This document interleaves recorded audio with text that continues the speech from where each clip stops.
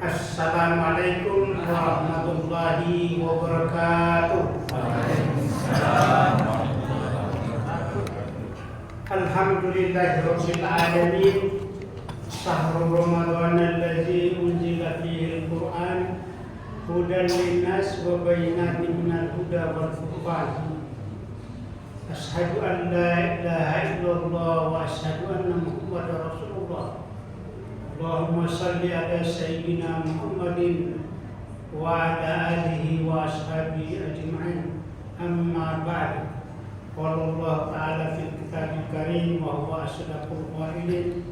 A'udzu billahi minasy syaithanir rajim. Bismillahirrahmanirrahim. Ya ayyuhalladzina amanu kutiba alaikumus syiyamu kama kutiba alal ladzina min qablikum la'allakum tattaqun. Sadaqallahul azim. Bapak-bapak, ibu-ibu, kaum muslimin dan muslimat sedang jamaah Isya dan jamaah Tabi yang sama-sama dirahmati dan dimuliakan oleh Allah Subhanahu wa taala. Pertama-tama marilah kita senantiasa memanjatkan puji syukur kehadirat Allah Subhanahu wa taala. Allah yang senantiasa memberikan rahmat, taufik dan hidayahnya kepada kita semua, sehingga pada malam ketiga ini kita sama-sama hadir di masjid ini dalam rangka untuk melaksanakan salat Isya dan insya Allah akan dilanjutkan dengan salat tahlil pula secara berjamaah. Dan marilah kita tak lupa mengirimkan salam dan salawat kepada junjungan Nabiullah Muhammad SAW, Nabi yang diutus di muka bumi ini sebagai rahmatan lil alamin. Jamaah yang dirahmati Allah Subhanahu wa taala. Pada malam hari ini kita memasuki malam ketiga, berarti ibadah puasa kita sudah menyelesaikan 2 hari, dan kita bermohon dan berharap kepada Allah Subhanahu wa taala mudah-mudahan ibadah puasa kita dan seluruh rangkaian ibadah puasa kita dan seluruh aktivitas kita dapat dijabah dan diterima oleh Allah Subhanahu wa taala. Amin. Selanjutnya, sebagaimana tadi saya sampaikan sebagai dasar tentang pelaksanaan ibadah puasa, bismillahirrahmanirrahim. Ya ayyuhalladzina amanu kutiba alaikumus syiyam kama kutiba alal ladzina min qablikum la'allakum tattaqun. Hai orang-orang yang beriman, diwajibkan atas kamu berpuasa pada bulan Ramadan sebagaimana diwajibkannya orang-orang terdahulu sebelum kamu, dan mudah-mudahan kamu menjadi orang-orang yang bertakwa. Jemaah yang dimuliakan oleh Allah Subhanahu wa taala. Jadi sebelum kita umatnya Nabi Muhammad, memang puasa ini sudah dilakukan, cuma bervariasi. Seperti kita lihat puasanya Nabi Daud selingannya. Ini hari puasa, besok tidak, lusa puasa, kemudian 3 hari tidak puasa. Jadi 1 hari puasa, 1 hari tidak. Jadi berarti 12 bulan itu hanya 6 bulan berpuasa. Lain halnya Nabi Idris. Nabi Idris itu puasanya setiap hari. Kira-kira bagaimana kalau kita setiap hari kira-kira kita berpuasa? Ya, kekuatan manusia sangat terbatas. Ya, maka dengan datangnya Nabi Muhammad SAW yang kita perlu syukuri, yaitu 12 bulan yang dilaksanakan Nabi Idris itu diganti Nabi Muhammad SAW puasanya cuma 1 bulan. 30 hari. Kemudian setelah 30 hari kita puasa wajib. Ada lagi namanya puasa sunat 6 hari sesudah Idul Fitri, puasa Syawal 6 hari. Ya ada pendapat ya berturut-turut, tapi itu berat karena kalau berturut-turut lalu tiba-tiba tidak puasa maka puasa di belakangnya batal. Tapi saya mengambil pendapat kedua, selingan. Ini hari puasa, besok ada yang panggil, ya makan kepala kambing, akikah misalnya. Saya datang, nanti lusa lagi puasa. Sehingga kesempurnaan ibadah kita dapat terlaksana dengan baik. Jadi puasanya Nabi Muhammad ini sama nilai pahalanya dengan puasanya nabi-nabi sebelumnya. Sama, Nabi cuma 1 bulan tambah 6 hari, sama dengan 1 tahun Nabi Idris terus menerus. Jemaah yang dimuliakan oleh Allah Subhanahu wa taala, berdasarkan ayat yang saya bacakan tadi, saya mengambil tema di sini keutamaan orang-orang yang berpuasa dalam bulan puasa. Jadi ada keutamaannya orang-orang yang berpuasa dalam bulan puasa ya. Karena ibadah puasa itu memang yang dilaksanakan pada waktunya, kecuali ada kalanya ya harus diselesaikan. Ya ada beberapa bagian. Yang pertama, mendapat pahala yang tidak terbatas. Jadi yang maksudnya yang tidak terbatas ini pahalanya besar. Tidak ada yang diketahui manusia kecuali Allah yang membalasnya.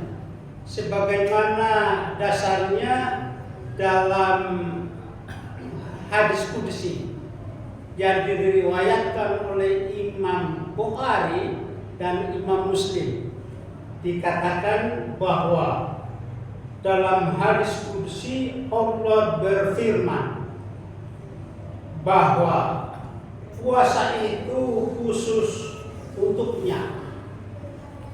Ya, puasa Ramadan ini khusus untuknya, untuk Allah. Kemudian dialah sendiri yang memberikan balasan.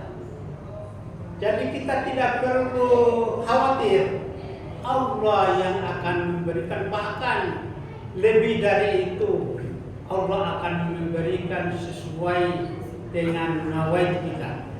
Jadi kuncinya bahwa kita berpuasa itu kita betul-betul kita niat karena Allah. Ya kalau kita Indonesiakan, saya berniat berpuasa besok mulai terbit fajar sampai terbenam matahari, fardu karena lillah ta'ala. Ya setelah itu tidak boleh berkata-kata kotor, kita jaga kebersihannya. Kita berkata-kata yang tidak etis, dan kalau ucapan kita terselewat, kita mengucapkan astagfirullah, kita sadar, sehingga Allah menerima ibadah sholat kita. Itu yang pertama. Kemudian yang kedua, diampuni dosa-dosa kita yang telah lalu maupun yang akan datang. Ya dalam hadis itu yang diriwayatkan oleh Bukhari, diterjemahkan pada tahun lalu, tapi sebagian ulama pada tahun lalu dan tahun yang akan datang. Nah, ternyata kita bahas hadis ini bersambung dengan hadis pelaksanaan sholat tarawih. Jadi hadisnya, man shoma ramadanan imanan wa ihtisaban ghufira lahu ma taqaddam bi dzambi. Barang siapa yang berpuasa pada bulan Ramadan penuh keimanan dan mengharapkan ridhonya Allah, maka akan diampuni dosanya 1 tahun yang lalu. Tapi tahun lalu kan sudah dilewati, sudah terampuni, maka 1 tahun juga yang akan datang. Itu mungkin maksudnya para ulama. Sehingga dengan demikian, kalau kita setiap hari kita berpuasa khusyuk sesuai dengan niat kita, maka insya Allah dosa kita akan terampuni. Jemaah yang dimuliakan oleh Allah Subhanahu wa Ta'ala. Kemudian tadi setelah kita berpuasa, tiba waktu buka puasa, kita batalkan puasa kita, kemudian kita sholat maghrib, dan sekarang kita sholat isya. Kemudian selanjutnya ditutup dengan sholat sunat ba'diyah. Sholat sunat ba'diyah isya ini adalah sudah ketetapan sholat sunat, ya. Sudah pasangannya, maksudnya jangan sampai sholat isya kita kurang banyak yang kita pikiri. Terutama ibu-ibu, Allahu Akbar, tapi dia pikirin, mungkin ada dilupakan di rumahnya dan lain-lain, pokoknya perlu dimatikan dan lain-lain sebagainya. Teringat, maka nilai pahalanya akan kurang. Maka pada sholat sunnah sesudah sholat isya tadi, sebelum saya berdiri di sini, itu namanya sholat sunat ba'diyah. Maka sudah selesailah urusan sholat isya. Ya, sekarang adalah urusan sholat malam. Nah, di dalam hadis Rasulullah yang diriwayatkan oleh Bukhari yang ketiga, man qama Ramadanan imanan wa ihtisaban ghufira lahu ma taqaddama min dzambi. Barang siapa yang menghidupkan malam-malam pada bulan Ramadan penuh dengan keimanan dan mengharapkan ridhonya Allah, maka akan diampuni dosanya 1 tahun yang akan datang dan 1 tahun kemarin. Ya, tapi dalam hal ini harus kita sempurnakan dengan sholat witir. Ya, mohon maaf, biasanya setelah kita sholat witir, sholat tarawih 8 rakaat. Kalau di sini mungkin masih 8, tapi di Saudi Arabia mulai tahun ini sudah ditambah 2 rakaat lagi jadi 10 rakaat di Saudi Arabia mulai tahun ini. Tapi kita ya belum ada kesempatan dari pemerintah, ya. Baru 8, ada yang 20, ya silakan.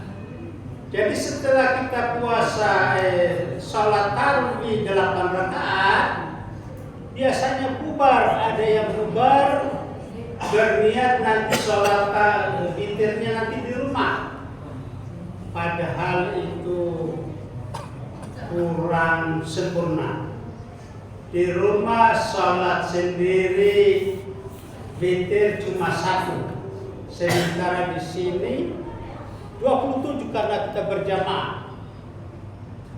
Jadi oleh karena itu, marilah kita sama-sama kita setelah sholat tarawih berjamaah dilanjutkan dengan sholat witir.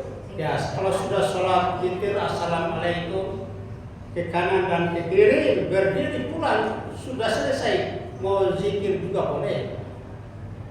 Dan barang siapa yang sholat tarawih kemudian dilengkapi dengan sholat witir secara berjamaah, maka diampuni dosanya sepanjang masa, sama dengan yang dilakukan Nabi sebelumnya 1 tahun.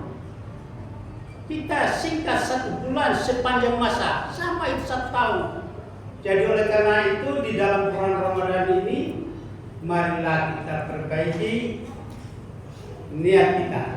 Tapi yang paling penting, jangan kita puasanya yang kita pentingkan, tapi kita pelihara sholat wajib kita. Karena kalau sholat wajib kita 5 kali sehari semalam tidak terlaksana, lalu kita puasa Ramadan, maka puasa kita tidak sampai di akhirnya Allah tergantung, tidak diterima oleh Allah ya. Jadi oleh karena itu, kalau kemarin ada yang bolong-bolong tidak sholat, nanti puasa ini baru tertib sholatnya 5 waktu, beristighfar. Kalau perlu diganti sholat qada untuk menggantikan berapa kalanya. Ya terutama ibu-ibu ya biasanya keluar di mall, sudah waktu zuhur belum sholat, tiba di rumah sudah sholat, tidak qada sholatnya. Mestinya dia qada sholat zuhur di bawah sholat asar, dikumpul 2 kali. Ya jamak takrir sholat zuhurnya, bukan kasar ya. Yang kasar itu adalah musafir perjalanan. Tapi karena kita di toko, di mall, apalagi sudah dekat ini musimnya, itu kita harus laksanakan dengan sebaik-baiknya. Ya mohon maaf karena saya juga ada istri saya. Jadi bukan semuanya kita koreksi diri kita sendiri, saling mengingatkan. Mohon maaf karena waktu sangat terbatas. Saya dikasih waktu 15 paling lama 20 menit. Kalau lewat mohon dimaafkan. Lebih dan kurangnya sekali lagi mohon dimaafkan. Hadana Allah wa iyyakum ajmain.